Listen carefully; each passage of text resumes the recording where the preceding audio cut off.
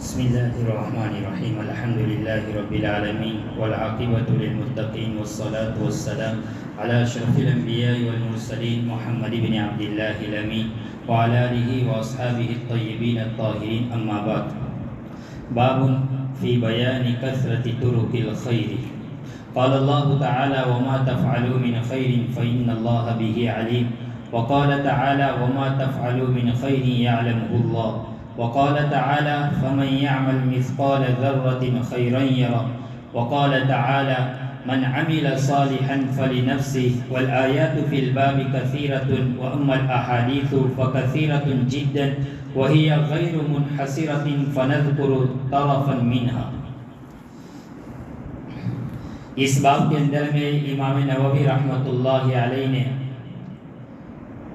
نیکی اور خیر کے راستے اور نیکیوں کی کثرت کی زیادتی اس کو اس باب کے اندر میں بیان کیا جا رہا ہے کہ آدمی کو حتی الامکان کوشش کرنی چاہیے کہ زیادہ سے زیادہ بھلائی اور نیکی کا کام انجام دے. جہاں تک ممکن ہو، جہاں تک اس کے بس میں ہو، وہ نیکی کا کام کرے اور اللہ تبارک و تعالیٰ کی خوشنودی اور اس کی رضامندی حاصل کرے. اور پھر اس میں بھی بڑا تنوع ہے، مختلف الجہاد ہے. کوئی ایسا نہیں ہے کہ ایک ہی نیکی کا کام ہو کہ یہی کام کر سکے تو نیکی حاصل ہوگی، بلکہ بہت سارے نیکی کے راستے ہیں کہ آدمی کسی کے ذریعے بھی کسی بھی کام کر کے وہ اللہ تبارک و تعالیٰ کی خوشنودی اور اس کی رضامندی کو حاصل کر سکتا ہے. آدمی کو ہر وقت اسی فکر میں رہنا چاہیے کہ کون سا ایسا کام میں کر لوں کہ جو اللہ تبارک و تعالیٰ کی نگاہ میں محبوب اور پسندیدہ ہو اور اللہ اس سے راضی ہو جائے اور میرا کام بن جائے. ہمیں یہ نہیں دیکھنا چاہیے کہ وہ کام چھوٹا ہے یا بڑا ہو.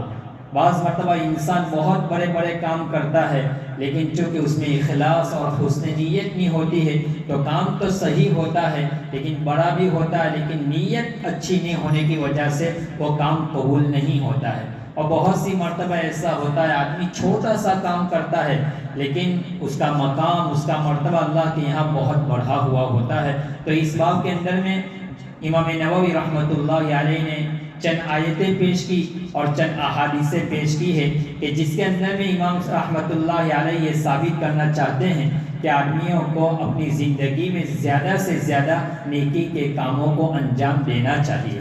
پہلی آیت لے آئے، فرمایا وَمَا تَفْعَلُوا مِنْ خَيْرٍ فَإِنَّ اللَّهَ بِهِ عَلِيمٌ. تو تم جو کچھ بھی بھلائی اور نیکی کا کام کرتے ہو اللہ تبارک و تعالیٰ اس کو خوب جانتا ہے. تم جو بھی نیکی یا بھلائی کا کام کرے گے اللہ تبارک و تعالیٰ اس کو جانتا ہے، چاہے وہ نیکی کام چھوٹا ہو یا بڑا ہو، بس اللہ تبارک و تعالیٰ اس کو جانتا ہے. دوسری آیت کریمہ میں فرمایا وَمَا تَفْعَلُوا مِنْ خَيْرٍ يَعْلَمْهُ اللَّهُ. تم جو کچھ بھلائی کا کام کرتے ہو اللہ اس کو جانتا ہے. وَقَالَ تَعَالَى فَمَنْ يَعْمَلْ مِثْقَالَ ذَرَّةٍ خَيْرًا يَرَهُ. آدمی رائی کے دائیں ذرہ برابر بھی اگر وہ خیر کرے گا، بھلائی کرے گا تو وہ اس کو قیامت کے دن دیکھ لے گا. انسان دنیا میں ذرہ کس کو کہتے ہیں؟ عربی کے اندر میں ذرہ کہتے ہیں کہ جو زرد اور لال رنگ کی چونٹی ہوتی ہے. آپ نے دیکھا ہوگا جو زرد رنگ اور لال رنگ کی بہت ہلکی سی باریک سی چونٹی ہوتی ہے، بعض مرتبہ وہ جب چٹکتی ہے تو انسان پریشان ہو جاتا ہے، اس کو کہتے ہیں ذرہ. اسی طرح ذرتن کو کہتے ہیں کہ جو ہم گرمی میں یا باہر کے موسم میں جب گرد و غبار اڑتا ہے تو بہت سارے ہم دیکھتے ہیں اس اڑنے والے گرد و غبار دھول وغیرہ اس میں باریک باریک سا وہ ذرات نظر آتے ہیں. اسی طرح فرماتے ہیں جب آپ کھڑکی میں سے یا دروازے کے سوراخ میں سے آپ باہر کی طرف دیکھیں گے تو آپ کو باریک سا ذرے اڑتے ہوئے نظر آئیں گے، اس کو کہتے ہیں ذرتن، جس کی حقیقت ہماری نظر میں کچھ نہیں ہے. ہم اس کو کچھ نہیں کہتے کہ اس کا کوئی وزن بھی نہیں ہے. آدمی اس کو کتنا بھی وزن کرنا چاہے ان ذرات کا پھر بھی ان کی کوئی حیثیت نہیں ہے. فرمایا ایسی نیکی بھی اگر کوئی انسان دنیا میں کرے گا تو کل قیامت کے دن وہ اپنے نامہ اعمال میں اس کو دیکھ لے گا. حدیث شریف میں ہے کہ اگر مسجد کے اندر میں کوئی چیز گری ہوئی تھی، نبی اکرم صلی اللہ علیہ وسلم نے فرمایا اللہ تعالیٰ نے مجھے معراج کروایا اور میں نے جنت اور جہنم کی سیر کی تو میں نے جنت میں ایسی ایسی چیزیں بھی دیکھی کہ جو مسجد کے اندر میں گرے ہوئے کچروں کو جس کو معمولی لوگ سمجھتے ہیں اس کو اٹھا کر اپنے جیب میں رکھ دیا یا اس کو اٹھا کر پھینک دیا. فرمایا وہ نیکی بھی میں نے وہاں پائی. اور ان چیزوں کو بھی دیکھا جو مسجد کے اندر میں لوگ تھوک دیتے ہیں, جس کو کوئی زیادہ اہمیت نہیں دیتے. فرمایا ایسی غلطی اور ایسی چیزوں کو بھی میں نے وہاں دیکھا. تو اللہ تبارک و تعالیٰ اپنے بندوں کے اعمال کا بڑا قدردان ہے. وہ تو بہانہ ڈھونڈتا ہے کہ کون سا میرا بندہ ایسا کام کر لے کہ اس کے اوپر میں اس کی مغفرت فرما دوں. تو بس ہمیں کوشش کرنی چاہیے کہ چاہے وہ نیکی کا کام چھوٹا ہو یا بڑا ہو, ہمیں ہر وقت اسی فکر میں رہنی چاہیے. اس بات سے پہلے آپ نے پڑھا کہ انسان کو ہر وقت ہمیں اعمال صالحہ کی فکر کرنی چاہیے. اور وہاں امام نووی رحمۃ اللہ علیہ نے اس باب سے پہلے جو باب بیان کیا اس میں ایک آیت لے کر آئے, اولم نعمرکم ما یتذکر, کیا ہم نے تمہیں اتنی عمر نہیں دی جس میں تم اگر اپنے آپ کو سدھارنا چاہتے اور اس میں تم اپنے آپ کو نیکی کے راستے پر لانا چاہتے تو لا سکتے تھے. تو اتنی عمر سے کتنی عمر, تو اس میں محدثین اور صحابہ کے اقوال نقل کیے کہ اگر کسی انسان کو 60 سال کی عمر مل جائے, 60 سال کی عمر مل جائے, اب اللہ کے یہاں اس کے پاس نہ کوئی عذر ہے نہ کوئی بہانہ ہے کہ اللہ میں ابھی میرے پاس عمر کم تھی میں کچھ نہیں کر سکا. اب اللہ کے یہاں کوئی عذر نہیں ہے. 60 سال کی عمر بہت عمر ہو گئی جس کے اندر میں انسان اپنے آپ کو سب کچھ کر سکتا ہے, جو کرنا چاہے سب کچھ حاصل کر سکتا ہے. تو بہرحال ہمیں فکر کرنی چاہیے کہ ہم زیادہ سے زیادہ اعمال خیر میں حصہ لیں.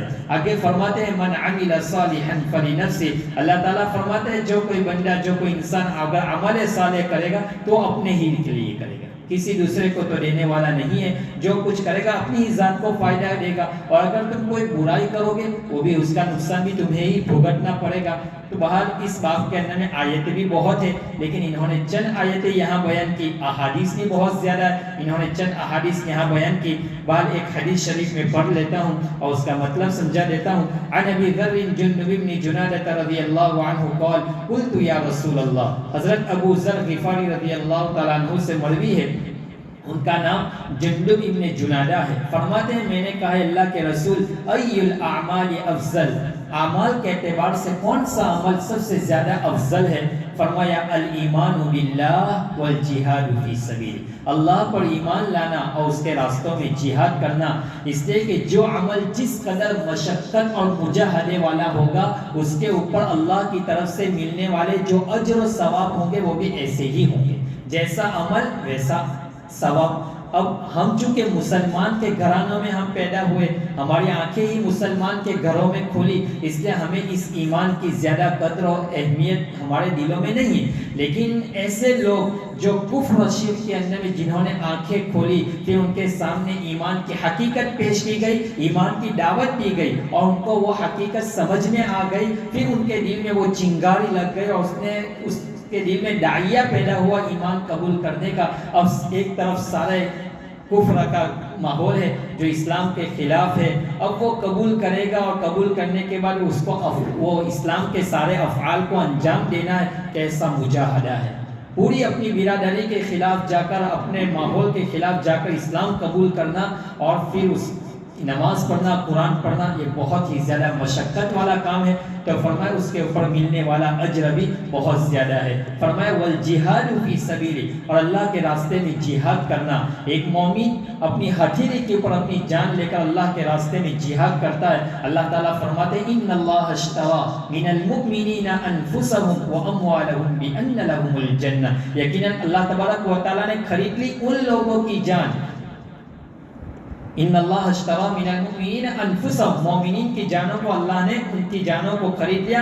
اموالہم, ان کے مالوں کے بدلے, کس کے بدلے میں خریدا؟ بان لهم الجنہ, جنت کے عوض اور جنت کے بدلے میں اللہ نے مومنین کی جانوں کو خرید لیا. تو جہاد کے اندر میں انسان اعلیٰ کلمت اللہ کے لیے, اللہ کے کلمے کی سربلندی کے لیے وہ لڑتا ہے, تو پھر اس میں مشقت ہے, مجاہدہ ہے, تو اس کے اوپر ملنے والا ثواب بھی زیادہ ہے. آگے سوال کرتے ہیں ابو ذر, میں نے کہا ای الرقاب افضل, اے اللہ کے رسول کون سا غلام آزاد کرنے کے اعتبار سے زیادہ فضیلت والا ہے؟ فرمایا انفسها عند اهلها واكثرها ثمنا, فرمایا جو اپنے گھر والوں کو سب سے زیادہ محبوب ہو اور اس کی قیمت بھی زیادہ ہو. فرمایا اللہ کے راستے میں ایسی چیز خرچ کرو جو تمہارا دل بھی چاہتا ہو، جس سے تمہیں بھی محبت ہو اور وہ قیمتی ہو، نفیس ہو، عمدہ ہو۔ اللہ خود قرآن میں فرماتے ہیں لن تنالوا البر حتى تنفقوا مما تحبون، اگر تم اللہ تک پہنچنا چاہتے ہو اور اللہ کو پانا چاہتے ہو، لن تنالوا البر، اگر نیکی کے راستے کو تم حاصل کرنا چاہتے ہو تو کیا کرو؟ حتی تنفقوا مما تحبون، اپنی محبوب اور پسندیدہ چیزوں کو اللہ کے راستے میں خرچ کرو، تم اللہ تک پہنچ جاؤ گے۔ آگے فرماتے ہیں قلت، میں نے کہا فإن لم افعل، یہ اللہ کے رسول ایمان بھی ہے لیکن جہاد کی استطاعت بھی ہے، سب کچھ ہے لیکن مال نہیں ہے کہ میں جہاد کر سکوں، تو میں کیا کروں؟ آپ نے فرمایا اگر تم ایسا نہیں کر سکتے، قال تعین صانعا، تم کسی کی مدد کر دو، کام کرنے والوں کی مدد کرو۔ ایک انسان اپنی بیوی اور بچوں کو کھلانے پلانے کے لیے محنت کر رہا ہے، دکانوں کے اوپر صبح سے شام تک بیٹھ رہا ہے، میں میری بیوی بچوں کی ضرورتوں کو پوری کروں، میں اپنے گھر والوں کو اچھا کھلا سکوں، وہ محنت کر رہا ہے اور محنت کے باوجود اس کی ضرورتیں پوری نہیں ہوتی ہے، تو فرمایا ایسے لوگوں کے لیے تم محنت اور مشقت کر کے ان کا ہاتھ بتاؤ، ان کی ضرورتوں کو پوری کرو۔ ہمارے معاشرے میں ہم ان کو دیتے ہیں جن کو پہلے سے زیادہ دینے کا رواج ہوتا ہے، حقیقت میں جو محنت کرتا ہے، جو دکان کھول کر بیچتا ہے، جو کسی کے سامنے ہاتھ نہیں پھیلاتا، ایسے لوگوں کو انسان نہیں دیتا ہے، اور جو لوگوں کے سامنے ہاتھ پھیلاتا ہے، جن کے پاس سب کچھ ہوتا ہے، پھر بھی لوگ انہی کو دیتے ہیں جو نہ نماز پڑھتے ہیں، نہ روزہ رکھتے ہیں، جو نہ کبھی شریعت کے کسی حکم کو صحیح طریقے سے اس کے اوپر عمل کرتے ہیں، لیکن لوگ اس کو ضرورت مند سمجھتے ہیں، حالانکہ ان کی ضرورتیں پوری ہو جاتی ہیں۔ اللہ تو فرماتے ہیں ایسے لوگوں کو تلاش کر کے لو جو اس کی پیشانی سے بھی وہ کسی کے سامنے، فرمایا کہ اپنے ہاتھوں سے کسی کے سامنے وہ سوال نہیں کرتے۔ تمہیں ان کی پیشانی کو سمجھنا چاہیے کہ انسان کی ضرورت کیسے پوری ہوگی، اتنی دکان کے اندر میں، اتنی تنخواہ کے اندر میں وہ اتنی محنت کر رہا ہے، تو ایسے لوگوں کے لیے تم ان کی ہیلپ کرو، ان کی مدد کرو۔ فرمایا تعین صانعا او تصنع لآخرک، یا بستی میں ایسے لوگ ہو جو اپاہج ہے، لولے ہیں، لنگڑے ہیں، کچھ نہیں کر سکے، تو پھر تم خود کماؤ اور ان کی ضرورتوں کو پوری کرو۔ فرماتے قلت یا رسول اللہ، اے اللہ کے رسول، ارأیت ان ضعفت عن بعض العمل، اگر میں ان کاموں میں، آپ بتلائیے اگر میں ان کاموں کے کرنے سے کمزور پڑ جاؤں، نہ کر سکوں، تو پھر قال، فرمایا تکف شرک عن الناس، اپنے شر سے لوگوں کو روکے رکھنا، اپنے شر کو عن الناس، لوگوں سے روکے رکھنا، فإنها صدقۃ، یہ بھی صدقہ ہے، اپنی ذات سے کسی کو تکلیف نہ پہنچانا۔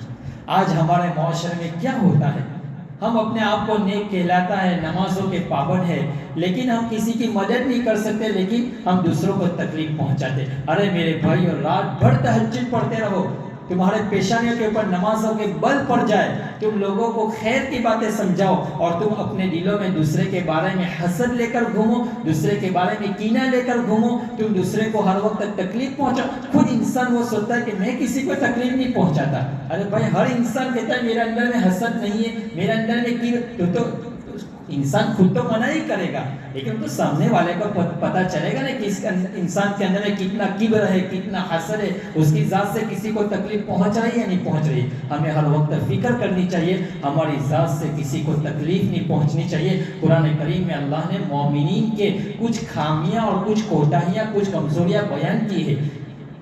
قرآن کریم میں بہت ساری جگہ جن میں اللہ نے خامیاں بیان کی، ان میں سے ایک خامی اللہ نے یہ بیان فرمائی کہ انسان تو کمزور ہے، تو کمزور ہے، اللہ کے مقابلے میں تیری طاقت کچھ نہیں ہے، اللہ کی طاقت بڑی زیادہ ہے، لہذا تیرے اوپر کبھی حالات آ جاتے تو شکوہ شکایت کرتا ہے، لیکن یہی انسان جب عہدہ ملتا ہے، جب کوئی منصب ملتا ہے، جب کوئی دولت ملتی ہے تو دوسروں کے اوپر ظلم کرتا ہے، یہی دولت، یہی منصب ابھی اس سے لے لیا جائے تو انسان کمزور پڑ جاتا ہے۔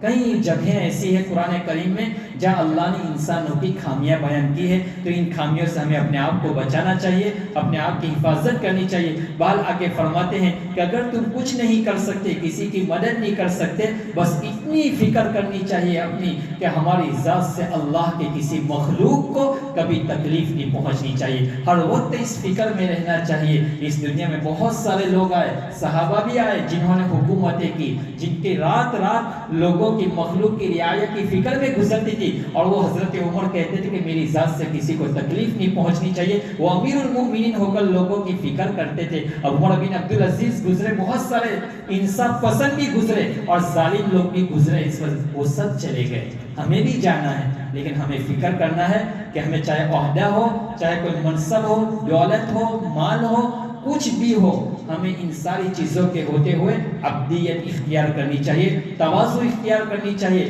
ان ملی ہوئی چیزوں کو اللہ کی امانت سمجھنی چاہیے اور اس کے اوپر اللہ کا شکر ادا کرنا چاہیے، اس کے اوپر اترانا اور گھمنڈ اور تکبر نہیں کرنا چاہیے۔ فرماتے ہیں اپنی ذات سے، اپنی برائی سے، اپنے شر سے لوگوں کو محفوظ رکھو، فَإِنَّهَا صَدَقَةٌ، یہ بھی صدقہ ہے اپنی طرف سے اپنی ذات کے اوپر۔ ہمیشہ فکر رہنی چاہیے ہماری ذات سے کسی کو تکلیف نہ پہنچے۔ آپ خیر پہنچانا چاہتے ہو تو پہنچاؤ، کسی کی مدد کر سکتے ہو کر سکو، اگر یہ کام نہیں کر سکتے کوئی حرج نہیں، لیکن کسی کو تکلیف نہ پہنچاؤ۔ کئی معلوم نہیں کہ راتوں کی تنہائی میں وہ انسان ہمارا نام لے کر اللہ کے سامنے کہیں شکوہ شکایت نہ کر لے، ہماری دنیا اور آخرت نہ بگڑ جائے۔ اللہ تبارک و تعالی ہمیں ان اعمال کرنے کی توفیق نصیب فرمائے اور ان برائی اور ان اعمال رذائلہ سے اللہ ہماری حفاظت فرمائے۔